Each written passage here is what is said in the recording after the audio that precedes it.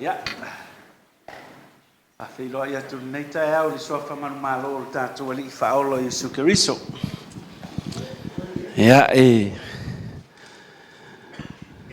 Fafilo ai fo ile fiole. Nganga mamalu le tua ile nei tai au. Tātou tofu la ngona ina lona mafuta mai a te i tātou. Moni lava na te le tu ua tātou. E iai o ia whaatasi mai tātou. Me fo i lea tātou te loto te tele ai lava. Tonu fo i o le mafuanga fo i leo lo ono sai ai te sau. E loto tele te sau au wa o lo unga lue le anganga o le atua ia te oe. Ia te sau fo i e. A e fo i e te fo i mani whaalu manga le lei mai le atua. Ta oso i na haili savalinga langa i losi tamai mele tau sanga. Tele fo i nisi wa tātou le o mafuta whaatasi le nei tai au. Ia. E tātou te fo i lava i le atua. Pe ia o tala fo i lea. Na umai e le atua. Ave e seina e le atua. Whaamanuina le swafa o le atua. Ia, amu ia la seisio. O vi ia i le atua. Ia. A whiloa ina i tātou mātua. Dad ma mam. Ia, ma lofo i lo lua ono sai. Lo lua loto te tele.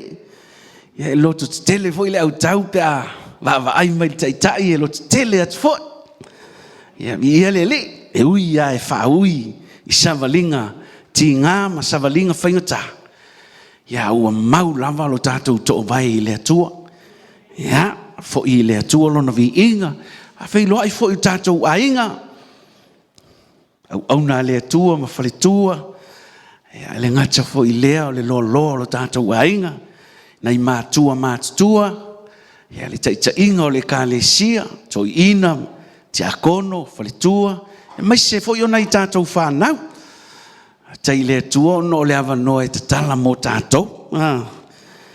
Ia, e tali tonu na utou. Sila fia umale. Le mata upu fo i le la tātou tala no ina le neiva yaso ma. Fitu wha i ai fo i le au whingaru. Ia, o le matou au tūlai le nei tai au. Pure joy in suffering. Ia. O kusu e whai mai oli mama i puapuanga. Oli koe ku iai man mama i puapuanga. No wingai. Pe fōlinga mai e. E iei le me tau oli. Koe whaupopolo iai mare mama. I puapuanga. E o manuia alo loto. Tono ele tau fai tau wala tātou tusi le la wha solo tu ele nei tai au. E nau sila fia umale na wha ilo e kuki an nafi. E le wha whilo inga fo i ele wha nau ana nafi. Ia ine tātou tusi o Iakopo mua. Ia o le whai upo e lua ma le tolu ma le wha. Lasi lua tolu wha ia o tātou sila fia le ona le tusi. Iakopo. Ia ele o Iakopo fo ile le uso Ioane. Au Iakopo le uso Yesu. Iakopo na lono inga na tusi li tusi. Ia il taimi le ana te rontou sila uma ile amatanga atu ele au talavou nafi. O le taimi na ua uma o na fasioti whamaturo ia le fan o ia Stefano. Stefano. O mafau ai ngalo ia ule ingua. O mafau ale ia fano. Ia pe o mea na le ua ia ua se sea tu e whanei tai o Stefano. Na ua uma o na fasioti whamaturo Stefano. Ia o na tusi lo leo le tusi. O le loto leo le tangata nei o Iakopo. E mana o e aua nei vai se tangata o le ekalesia. Langa e le mawhai o na tātou alo i ti ngā mawhai ngata o le savalinga. E le sisi o tātou e mawhai o na alo e se mai ai. Mai pi o nai te nofo mai ai fiani nai mea no lua feto ai tau sanga lea. Ia, tātou savalinga fo e le i loa e tātou. Mai mau pe ana ta uma ya tato ia sauni o tai ao le la ala tuai ai le ai e fa fu sei mai le mea ai o le ta ua le o le tapena o le ekalesia ina I mafai ona sava bali pe le ekalesia I to tonu o tinga mafai ngata e le fa ia ina le ekalesia Yesu ia avo le fa mai o aole fai to o se o li ona na panga le no winga e manu malo ai le ekalesia I le fai to o se o hallelujah e o manu ia la lo loto fai tau ama va ai fo I le atua e fa pese meu te fia tala no ai not to pretend to be happy when we face pain. Ilangai tele yo le mele mo le pretend. O manuia I foi alo wa loto kan foi ko ia au ke ola fa foringa. You know, ngol mena le tele na ta e ia mea. Mol tangata tele o le loto pelo. E sau le loto ai. Foling fa foringa. Ai a tatou o mai nei malo tatou fa maoni I le mea ua wala au ai tatou ele atua. God is God. E leo si tangata le atua e tala pelo ai. Nano winga o manuia I ala uloto. E tatou te va ai ele tusi. O le no so la le me lenga pretend le tangata. O fai tau le fai pule ua fai tau amba vai atu I le atu o le mele o fai upo tolu ua mai ele tali o le mele ua ofisili le o le mele nga ola fa apel tangata pretend fa folinga o fai tau le fai upo tolu fai mai ina ua o tau I loa o le tofo ina o lo tau fa atu e tupu ai ono sai nono winga o le mele o le loa a e sila fia nei ma o loa le fina ngalo le atua I ke le saula fa teme I le atua e te le au na a fai o le atua I le ma fai ona au na ina I ni lima o se tangata I e fa whialanga ko o mai tatou te fa teme ma tatou o mai ke manuia lo loto e fai so le upule a ta vita ta tala le ya ta vita le o mau ta vita o le atali o yese o le tusa ma lo nei loto winga e tusa e lo le ta vita le fina ngalo le tua mena nga la fai tala e lo mai le tua ta vita e fai ta vita le me fina ngalo le tua sabali ta vita e tusa ma le fina ngalo le tua Yo tatou iloa a fa fo ringa tatou me le ai ma se me mautu. Amen. O va ai le tusi ma manuia ya lo loto se fe au fo ile mo au. A o ia ni meo. Io e wai le ele ai asisi o tatou e tonu pea. Amen. Ele ai asisi o tatou but o le tau ale o le fina ngalo le atua. Pe mai o ai a o ai fa tonu ai fa poto ai tatou I lana mi o tonu langa o le atua e a mi o tonu ia hallelujah ya na fa mai ya ole o Jacopo ole uso Yesu na tala no mai ai fa feilo ingal nai le Christians nga mai o Jacopo le au na le atua ma le li o Yesu ke riso o lo fatu I tu a inga se fulu ma le lua ua fa sala la wina nga ole loto le o Jacopo awa nei fa vai ui ai o le fa sanga I tinga awa le vai ai sea le wa mai iltali inga o va ai atu mo fisili le atua I le mea le o au tu ye le tala no le nei tai au hallelujah not to pretend to be happy when we face pain awa le fa folinga le ai fa sanga I tinga wa fo ye mafai anga ata mai fafo amen mafai anga ata malitangata yona folinga but only mea the real person itangata le tutonu o le tangata moni ana. O a mai le tangata le tonu. Hallelujah. O le tangata moni leo le tangata le tonu. Nono winga. E ese le tā ua ia te i tātou o le fina ngalo le atua. E wha malama ina i tātou. Ina ia awa ina i tātou toi tupu lea mea ia tātou.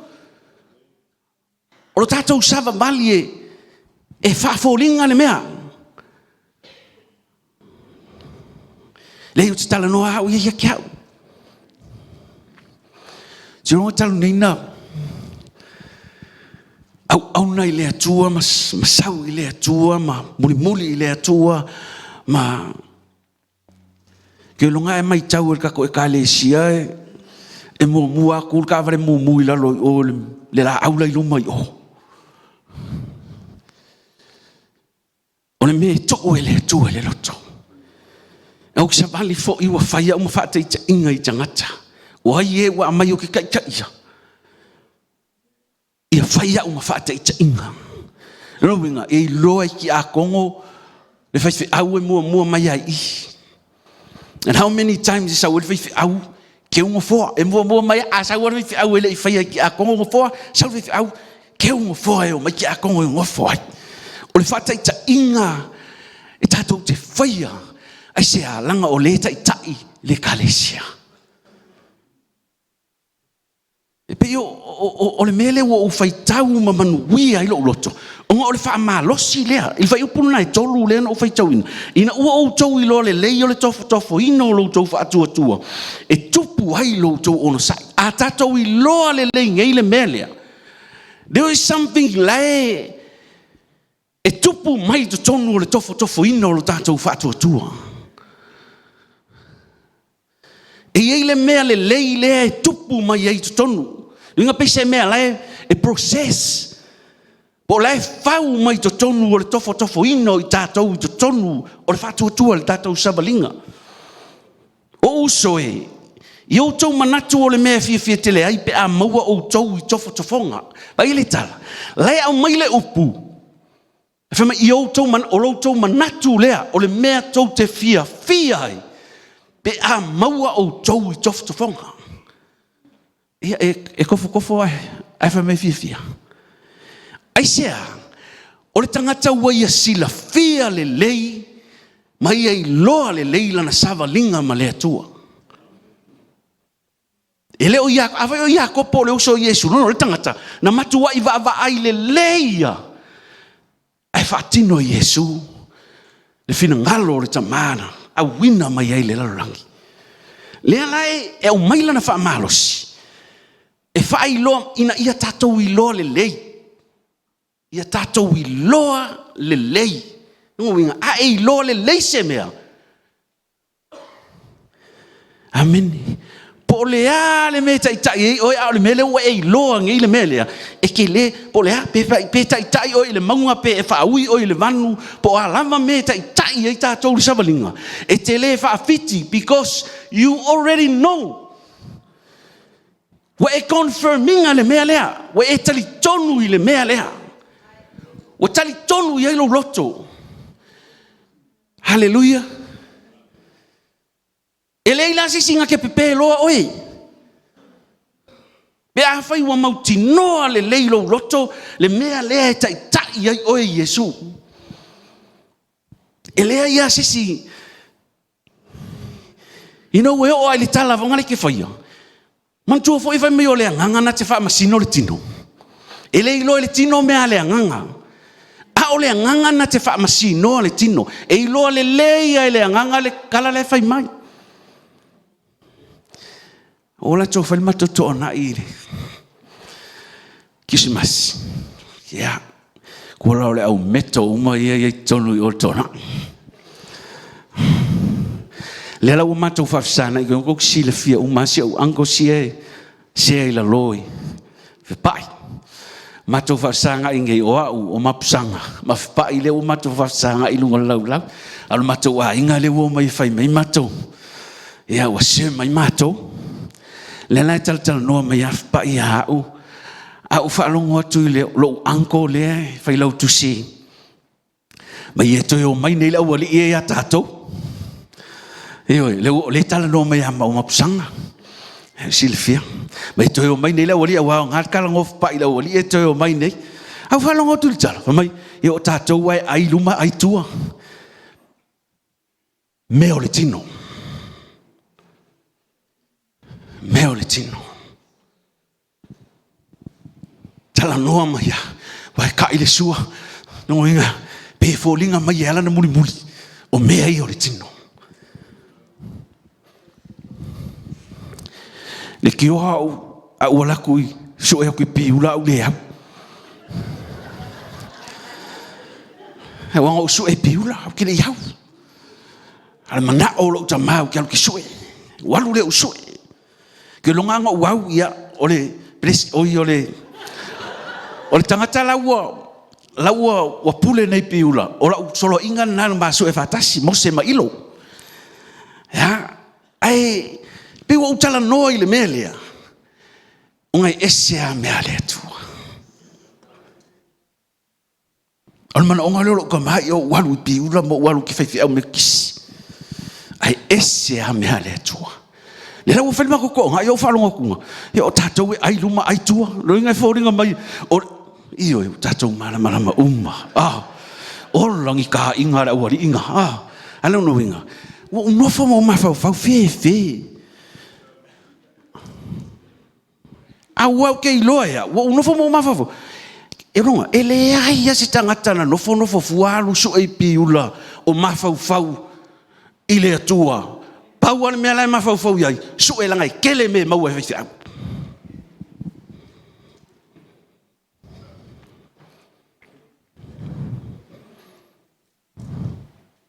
Ka ilo ai. A ole mea na ua tu ilo rato. Nanga ole au so e malanga so e mai nga paspa wa le ole mea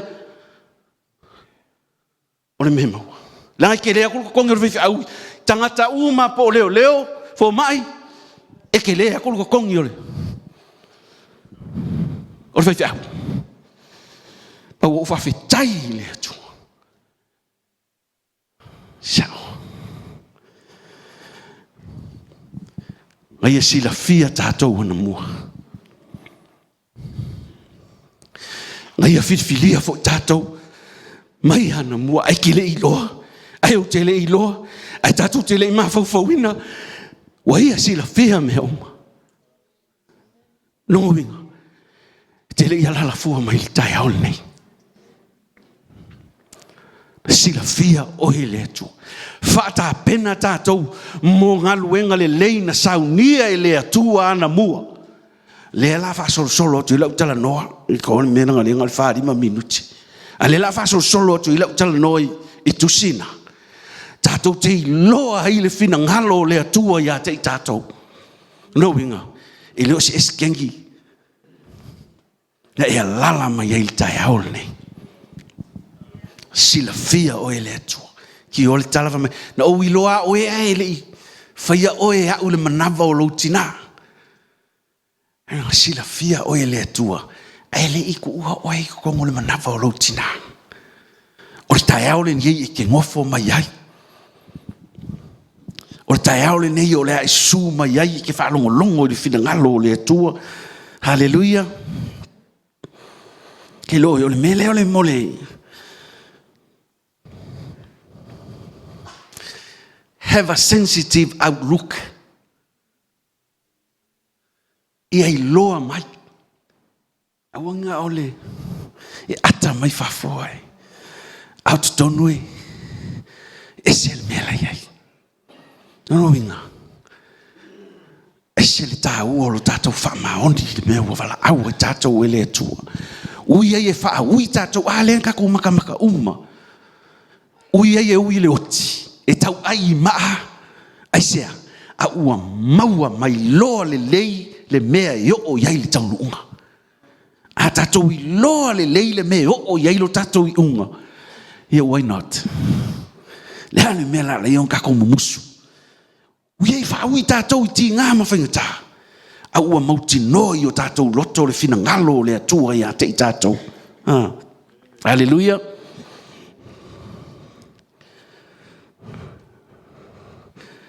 Tough times can teach us perseverance. Taimi whainga tā e o wina i tātou ia tutu mau. Inga o leua, e le ngata ina whaulo whatuatua. Whaulo tu mau. Whatuatua tu mau. O taimi whainga tā, mela ngā lefa mai, ia e o tau manatu o le me fia ai, pe a tofo ina lo o tau whatuatua. Inga, ke whaasanga loi whainga, fia loa. E ui ki whaasanga i whainga e whano noa, aisea, o le upua le atua le watala noa mo i tātou. E leo se upua se tangata o le upua le atua. Once tā kau ke whaasanga i whainga tā, fia. Aisea, leo wa whau mai. Wa whau mai tātou e le atua. Hallelujah. E whau lo tātou whatuatua. E whau tātou ia tātou tutu mau. Le ki ol kala fo i lele. Le tātou tala noa i le tau sanga le. Build upon this rock. Whau i lunga o le papa. Mautu, mausali. Aisea. E ke aka ngei au tai au. E whasanga iei.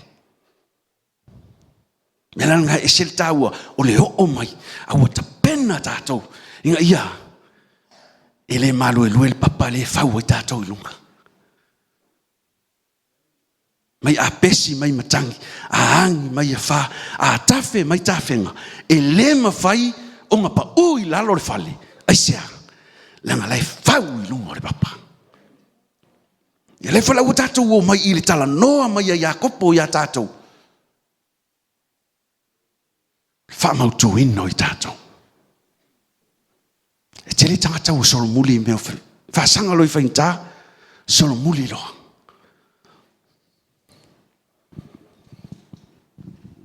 Hau le tā ua leo le upo le atua. E whau i tātou. A whasanga i whainta taeo. E i loa leua. Au mai a te i tātou. E au tau manatu. O le mea e fia e. A tofo ina lo tau whatuatua. Fia iai. Na ua tau mauti noa, mai loa o le tofo ina lo tau whatuatua. E tupu ai lo tau on sai. O le mea le whau mai e le whausanga lea o le on sai. E tupu ai lo tau on sai. Fia la, mea ngai o ke whaku ai. Le tala noa mai le upo e te fia, pe a e whaasanga i tofo. Langa lai whau lo on sai. Ono sai o mafafafo i lea upu, ono sai. Ngo ngai. Ele ole ongo vo ngale 6 a ole momolea o ono. E ke o ongo. Ono sai e o ongo lo sai, au e ke sai. Au e ke sai lo. Ai o ongo.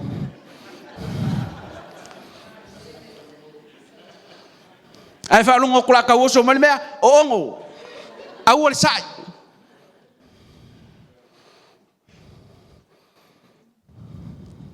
O tele o tangata sai.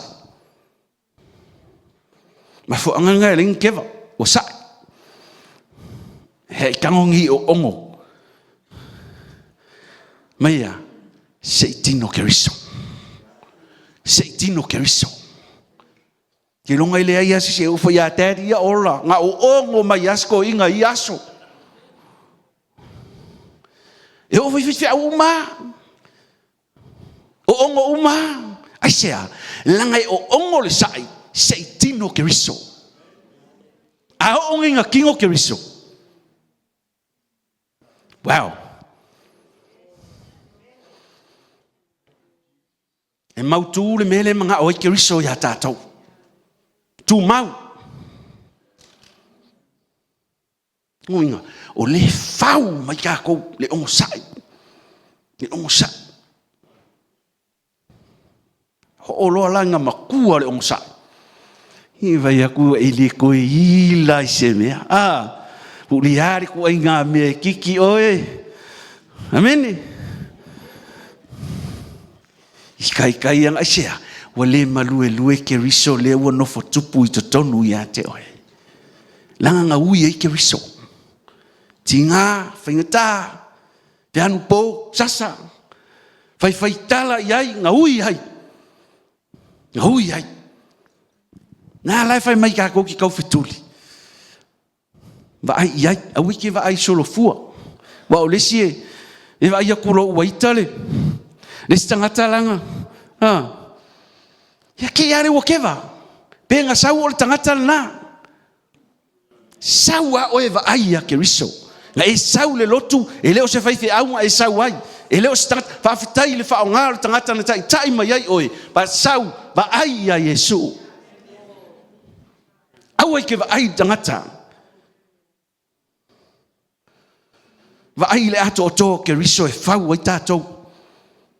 Ngā le whausanga le nai manao i ke riso i ai tātou. O le ka le sia la, e le ula i Jesus. Ia ua kele e ka le sia e ula I tangata. Wai? Le la wa o sai. Fia sai ya sai. Ma fau ai fai aku ka la foto. Ele o ma fau. Ka wa le a Yesu. Aso se mea tātou te whaia. Whai e peo le tātou te whaia I a Yesu. Ia lau o nanga. Ele whaalea o ngalo te mea ki sawai. Whaia ke saua. E halanga uso mare whiwhi au. Ele o saua ngore wa aing tangaka. Ai saua whiwhi au e kui o e saua ke kalara whalsa. Ai sea. E wa ai a Yesu. Ke saua ke wa ai a Yesu. Church. Ia e sau ongo Yesu. Auang e sau ongo stangata. Langa ke le fia lo ka ia oi. Fuli mai lolo tua. Palo taua lea. Le fai mai. Kako kau fituli I le ala tanu. Ma tātou va ai atu ia Yesu. Laina te tai tātou. Anga give up Yesu ia tātou. No. He will never give up. Ui e whaasawali ti ngā ia. Whaingata. Ai whai mai ia. Sa tu le oli ona luma. Nga oli ai sea nga ia I loa atu le taunu unga o le mea lea na te tai ai tātou. O le ola e whaavavau. O le manuia e whaavavau. Eternal. E le o manuia I tātou te tau wai e laulangi le nei manao I o tātou loto. Whaftai ono o wanoa manuia wa mai e lea tua. Bare le o le aunga leo le fina ngalo le atua ia te tātou. O mea nana whai e le atua, e au na mai ia tātou. Ngalu lue mea nā, au na mai ia tātou. Ai ia maulo tātou whaatua tua, malo tātou talitonu I le atua. Pefoi wa mai le upu mo tātou te sāwari vali e neiva yasu. Langa o mea ngai whaki e listangata. Pasanga loi ti ngā, neifo ia inga e le toi o mai.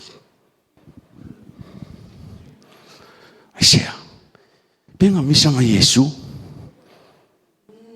Iai, tātou lotu tele. O mai rakai. O le stata longo le Yesu. E alua, whaftai, o le aso mua. Ia, I hele tua. E manguia lo lako o fai tau o kule kusi oka. Gai lei mea ngai. Ia ato atoa le ngā luenga le ono sai na ia ato atoa aima ia sao ona le lei ai outou. Ia le aise me tasi e mativa. O for papango o fia I o le va. O ia aso ngā le ua I fua. I o aisika mai kala e fai mai. Ia kai. Liki o a fai mai e. Ele fongole, le masai le matua off. Ngoi amanga o sui a ko ale mea. O le fang pau e fou. Fa fou le fang pau. Ngā waku leo leo wainga uku iai. E le mai mau le wainga. Nguinga. Whape ngā fo I makua I ronginga. O oe alna. A ua makua I. Sia kako whaango longo ango. I umanga furi whaapea oi. Furi whaapea. Fe furi sa I solo oi. Amene. Lango le lalo langi le fe furi sa ia tātou. Ai ongi ka uwa lea Yesu ia tātou. Awa foi o ke mafau hau I matou a inga le melea. E ho kala ngoa ko I matou tona. O le fa ko ama ko ko ngai le pe ua fa ni tau sanga. Al matou to ngai mua ko I ka le angalo anko ia. Le la fa ko ama ko yo popo malo anko le. Ina o ratu o to nai. O fa ilu ke la ku mala ka mafa ola inga. I te tonu o matou a inga. We fa mai. Kau sau kasi ngali. Actually, kene fia ninguém me woka ai. Ioi. E ho foi lau te tali a mai Yesu tala tali ai tali loa. Nga a mai o fa o foi me nga le fe me tus pa ia. A o te tango tele e ke ula vale. Me le ai o ke le ula vale. Le ai o ke le ula. Wa lua kwal me ata ule leia. Le I umi o fa ko si lunga leo. Wa ula vale fa ku ia va ila nga wa ula vale. Ia laulo malo ko kala kiki. Aya mai le upu le tu ki.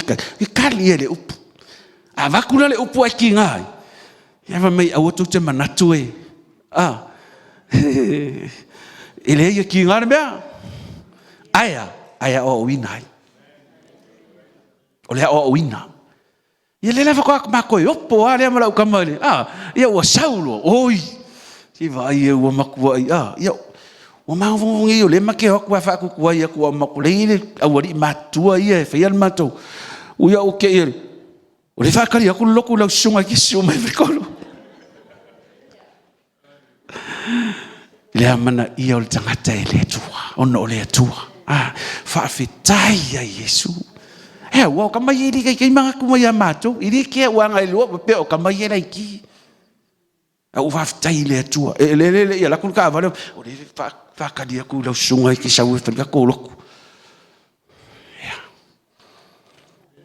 ele ya se simea o le upu ale tu iyo fa ku ngai ko inga e lima fai on tatou fa poto tatou ai ngai no tatou manatu mo no tatou longona na o Yesua e ma fai fa poko ka ku ai so ako le lo fala ya Yesu sorry